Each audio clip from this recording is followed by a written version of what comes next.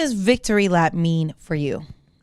It has a lot of meanings. You know, it's layered. I think on the music side of it, like we was talking about before the interview started, I've been in the game for a while. I had a mixtape run before I dropped my official album.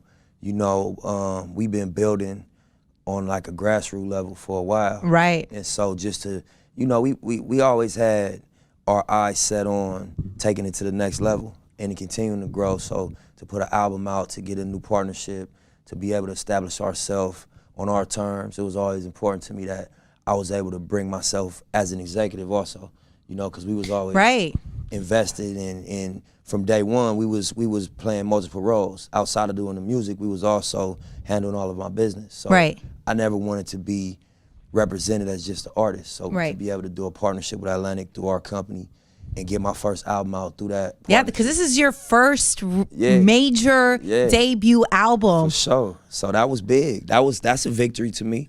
And then just coming up. And it was on your terms. That's the biggest part. We could have, and not to sound cocky or nothing, but we could have put the album out a while ago. Right. You know, we could have done a deal a while ago, but it was just about partnering and doing it on the terms that we was fighting for. Right. And so we kind of, I say I gambled it a little bit and risked, you know, a little bit of my career on saying this is how I want to do it, because, you know, this is a genre of music that they give you a short window typically. So, you know, by us being in the independent space for such a long time, it was a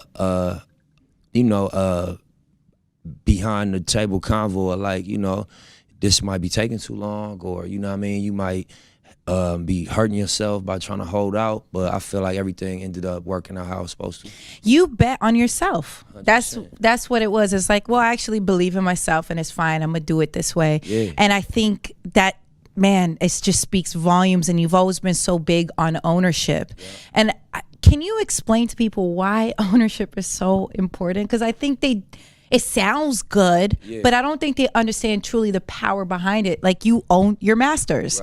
Right. That is powerful. Right. And I think people need to just understand that from you. I mean, I think if we just, I'm a student of the game. Right. In all the games I played outside of music, you got to pay attention.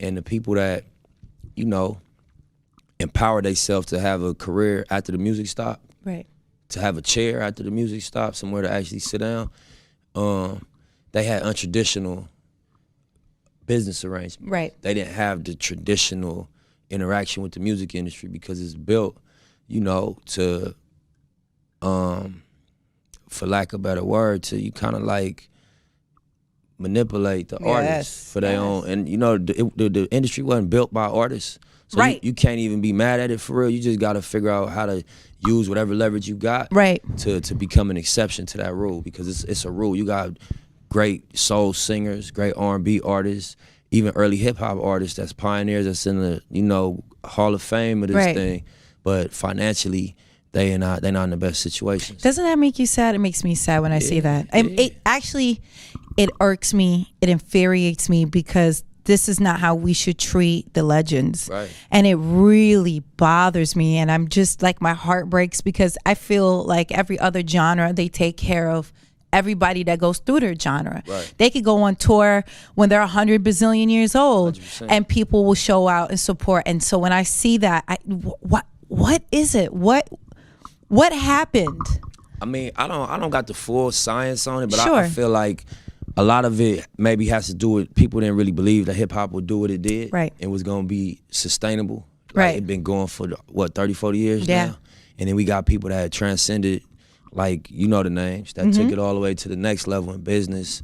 And I think that as that happened, the demand for respect became more and more in the forefront. Right. On all levels, as far as the business arrangements and just even how you what time you air the hip hop nominations during award shows. Yeah. Just on all levels, the respect been demanded more and more as these artists that, you know, took it to the next level, you know, became more powerful. So I think that I think it had a lot to do with people not thinking hip hop was gonna be here too long, not thinking they had to deal with hip hop with respect. Right. But then just traditionally in music, just the music business, right. You got people that, you know, they got horror stories even outside of hip hop. Right. Oh my gosh, yes. Yeah, just like find themselves in, can I cuss? Yeah. Fucked up situations. Oh yeah, you know, a so, lot. You know, I think it's just about, it's like sports. Oh yes. You gotta really be strategic to circumvent,